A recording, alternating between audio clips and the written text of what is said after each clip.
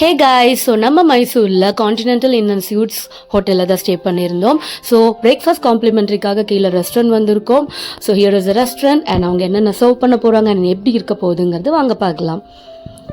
So idli vada கொடுத்துட்றாங்க. அது கூட வந்துட்டு நமக்கு சட்னி சாம்பார் இருக்குது. அண்ட் இது வந்து பொங்கல் கிடையாது, upma, kesari and tomato rice மாதிரி ஒரு சாதம் கொடுத்துருந்தாங்க.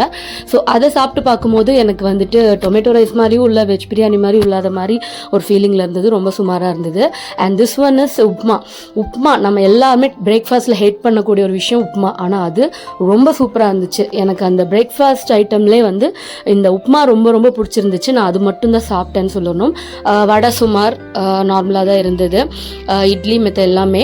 கேசரி நல்லா இருந்தது. என்னோட எவர் ஃபேவரட் தான் கேசரி. பட் வித்தியாசமாக கிராம்பெல்லாம் போட்டிருந்தாங்க. அது போக நமக்கு வந்து காஃபியும் கொடுத்துட்றாங்க. ஃப்ரூட் ஜூஸ் வந்து எக்ஸஸ் பேல கொடுத்துருந்தாங்க. அண்ட் வீடியோ பிடிச்சிருந்தா லைக், ஷேர் அண்ட் சப்ஸ்கிரைப் பண்ணிக்கோங்க.